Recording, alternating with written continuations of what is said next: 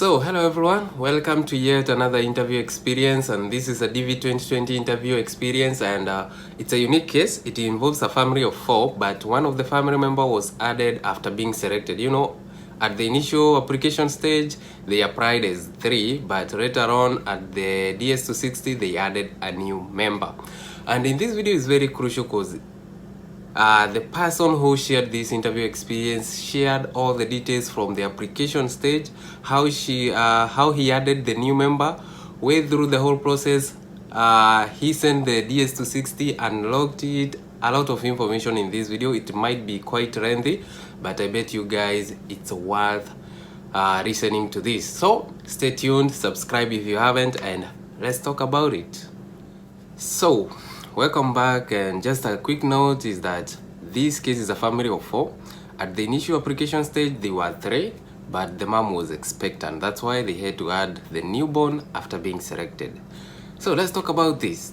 My interview experience of DV 2020, US Embassy, that is Phnom Penh, that is Cambodia. This must be in Asia region.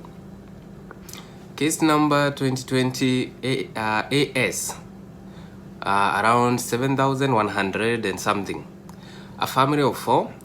My wife is a DV selectee with me and 2 children, aged 4 years old son and 1-year-old daughter. Notice, my daughter was added when completing DS260 because she was not born after initial entry. Interview appointment date was January 22nd, 2020 at 9 a.m.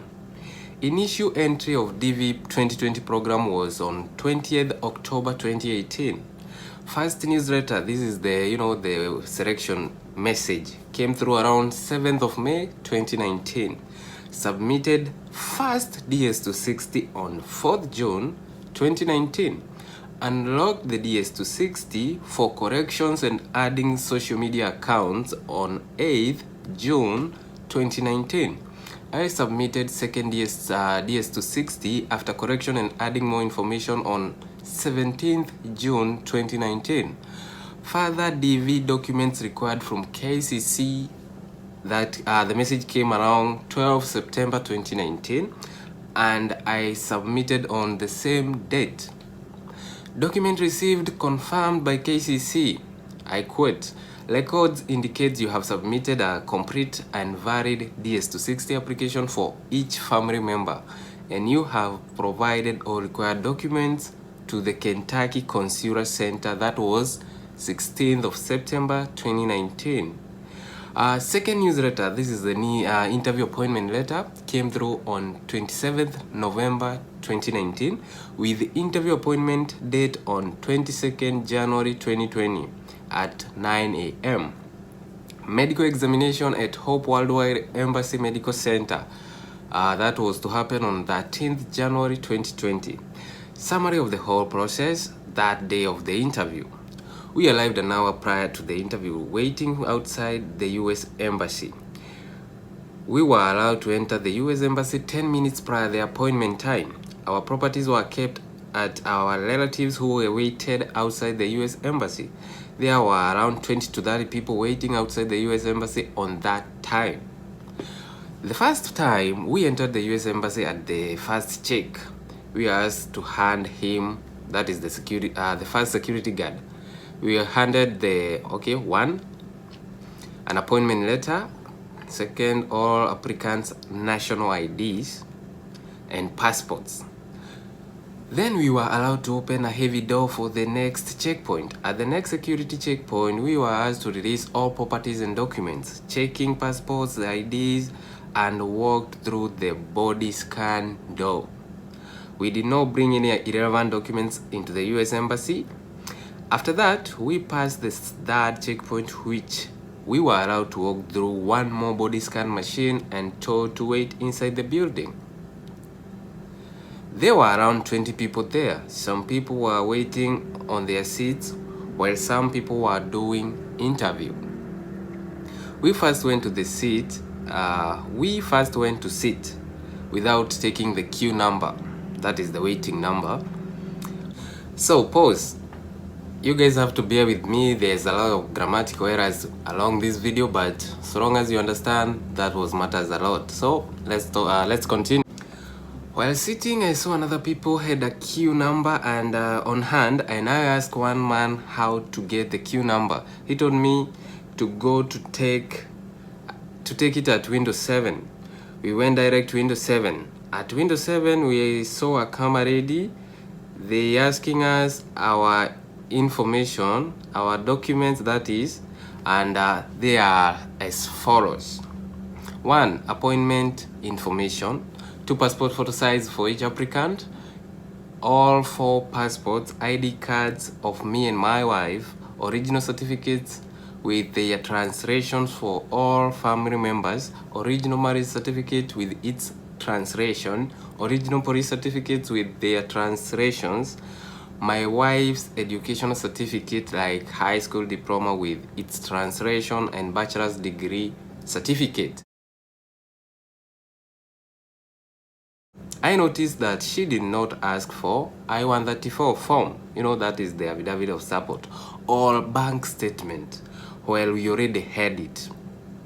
After taking the documents from us, she asked us some questions like who is the DV selectee, who is the sponsor at US, what's the relationship with the sponsor, what state and city will you go, why didn't I include my daughter in our DV initial entry.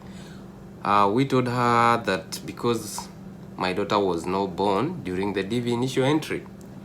Do you have enough cash for the DV interview fee? Those were, the questions. Later on, after taking the document and asking us questions, she told us to take a seat waiting for call. About 15 minutes later, our number was called at window 8. At window 8, we saw a camera ready. This window, we were asked to pay the $330 for each. That is the $330 US interview fee for each. Applicant totally, each applicant totally adding up to $1,320 US, for the 4 of us. After paying fees, we again were told to wait at our seat waiting for a call. Around 20 minutes later, our number was called again at window 10. This window is a closed window where another person cannot see us. At window 10, we saw a cameraman there. I and my 2 kids were told to wait outside. It means that he wanted to meet my wife, who is a DV selectee. A moment later, my wife left the window 10 and asked me to replace her. The reason being, the man wanted to meet me, who is the real DV player. So for this case, the man or the husband was the person who made the application. I applied for my wife and myself. But my wife was selected, I was not. At window 10, the cameraman asked me lots of questions regarding DV initial entry, like, is our photos in DV Rotary new or old?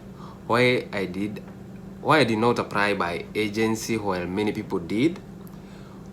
When I learned about DV program, how many times I applied it? Why I did not include my daughter at first time but include just in DS260? Who is my sponsor? What is the relationship between my sponsor and I? Where will I go to live at USA? He appreciated my DV application that I applied by myself and asked me to spread the news to others to avoid applying by company or agency because they use old photos that read to be disqualified. Then he finished our conversation and asked us to wait at our seat. About 15 minutes later, our number was called for window 5, where we saw an American lady asking us in English to have thumbprint on the equipment. At that time, she asked only parents to take the thumbprint and did a quick check on our documents. She asked a few questions such as who is the principal applicant, why we did not include our daughter in our initial DV entry, where we will live in the US. Meanwhile, My children was praying on the floor, making louder noise inside the building. She just finished her process with us and told us to wait for the next call. After 15 minutes later, my number was called at window 6, where I saw another American lady. This is a consular officer bringing our documents with a note of expedite on the top of the batch of documents. I thought this is because my children were making loud noise and crying inside the building, so they just put our case as special for quick process. At window 6 with my wife, we were asked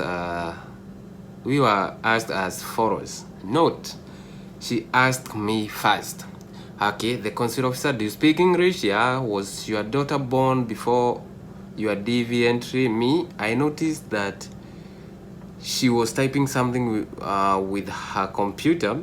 At the meantime, I realized that I incorrectly answered her question of, was your daughter born before the DV entry? And then I corrected the answer for her, and she nodded for me in agreement. He continues, do you have any family photos? I handed her my family photos. Which year was your daughter's birth? Oh my God. Okay, he answered. Which month was your daughter born? He answered. Which day was your daughter born? What time was your daughter born? Who attended at the birthplace? Where did your wife have a birth at? You guys have to understand this, please. Delivered by doctor or midwife. Delivery by natural or operation. Do you have any photos of your daughter at the time of birth? So for the guy, he responded, I did not print my daughter's photos at the time of birth to the interview. So she asked me for other evidence. I told her that I posted my daughter's birth on Facebook.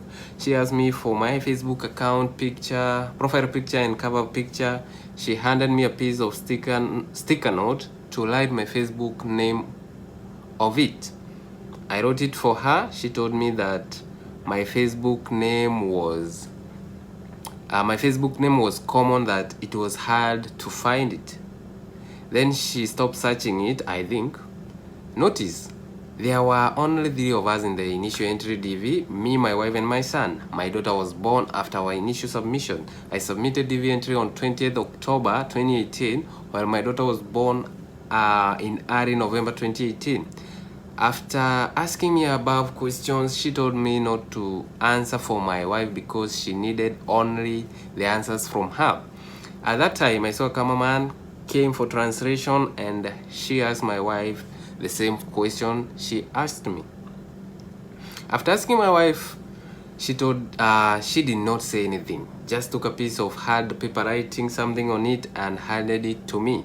She told us to pick up our visa next week. That was 29 January 2020 at 3 p.m. It means that our immigrant visas of our family of 4 are approved.